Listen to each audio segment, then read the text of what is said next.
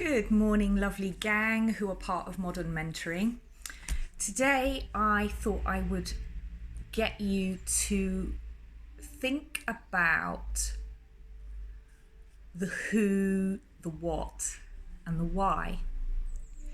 And the aim is that I tell you what I'd like you to think about. You grab a piece of paper and start working on this sheet. And then when we have our monthly call, the hour-long one in October, you'll be all set and ready to discuss it. So I'm going to show you this now, but I'm sure it's going to come up back to front because of the way we're videoing. But if you grab a piece of A4 or something bigger, and you've got you in the center, and then off that are these 4 blobs. So the first one is story. So you don't have to keep it in a circle, but it's the heading that I want you to talk about. So story. What made you start doing what you're doing? What was that crucial point? What was the moment that made you start? What had you had enough of? Or what did you need as catharsis? What is that story? And these are what we expect to see repeated on a monthly basis on your Instagram account.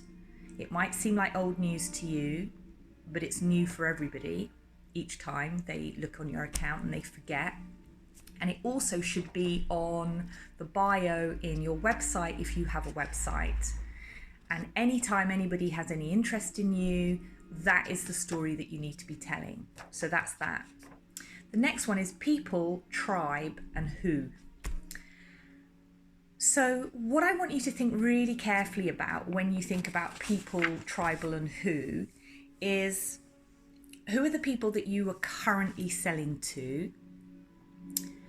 And when I say who, I mean it doesn't matter whether it's 4 people or whether it's 4,000 people.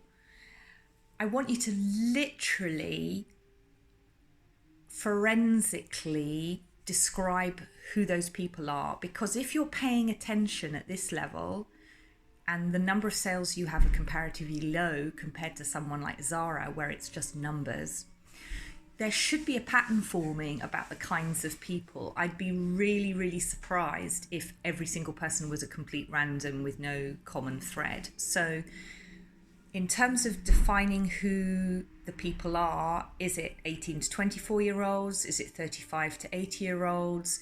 Is it men or women? Is it equal across the sexes? Are they retired? Do they have grown-up children at university? Are they young people setting up a home? Are they 40-somethings and they actually mirror who you are and where you are at your life? Or are they older and wealthier? Or are they younger and cooler? So think about not only the sex of them and their ages, but I want you to make up a sort of mini persona. So for instance, I have one customer type, one tribe, which is my bag customer, and I have a different one for the shop. So my bag customer is Claire, and Claire is somebody in her mid to late 40s. She's degree educated, she has children, she has quite an important role in terms of not necessarily what field she's in, but her seniority. She likes to buy clothes from Toast when it's in sale. She buys from Arket and COS. She mixes in a little bit of H&M and some other pieces. She has wanted a St. Leonard's bag for a long time, and then for her 40th birthday or her 50th birthday she got one, and now she's hooked and she will treat herself to a canvas tote or a key ring. She will buy somebody a card holder as a gift. So she's had the aspiration, she's made a major birthday the point at which she joins the St. Leonard's family, and now I've got her as a firm and loyal fan.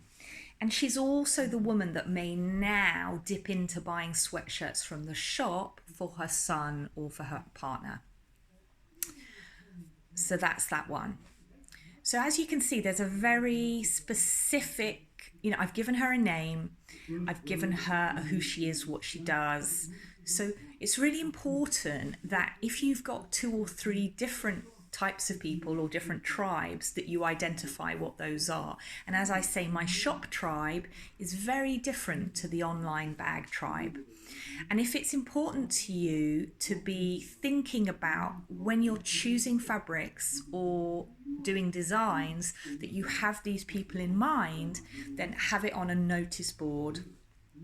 And if you're doing something that is more like an art or a craft, then it may be less important to you to identify the ins and outs of the customer, except for maybe age and where they're living. Because part of being a craftsman or an artist is getting out from within your soul what it is that you desire to make, and then you hope that it goes out into the world. With fashion items, yes, we want to be creative and we want to produce something from within, but we do have to keep an eye on our customer, because if we keep them happy, it keeps us happy, because we're making what they like. We get backstrokes and backpats for them being pleased with us.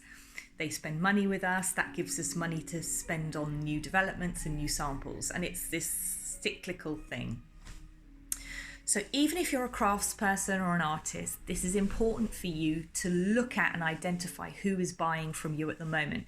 Because at some point you will want to do a show or a fair, and knowing who your tribe is will help you decide whether it's the right show or fair for you to do. So that's really important. The next bubble is mission, aims, and what.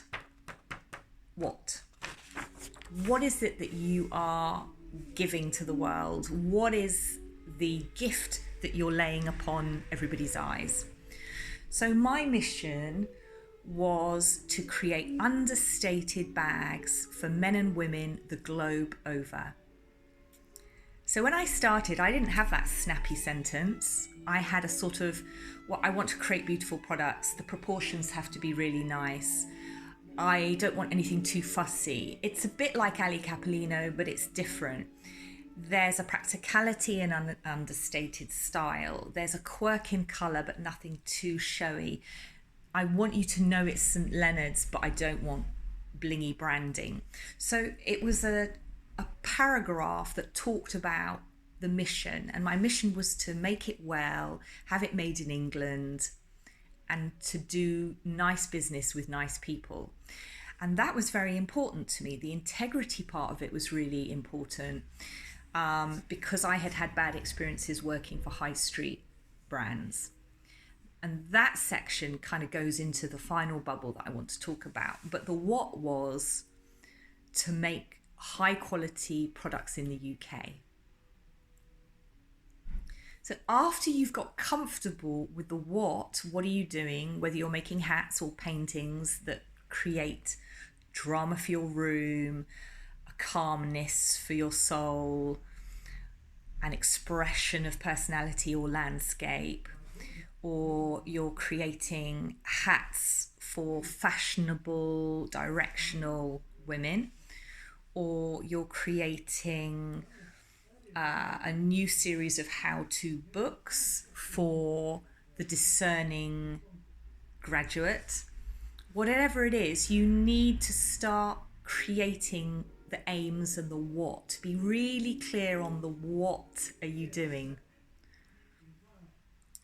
Because as you get to really hone that, you will then end up with a really catchy sentence and strapline. And again, the mission of what you're doing needs to be repeated on your Instagram account.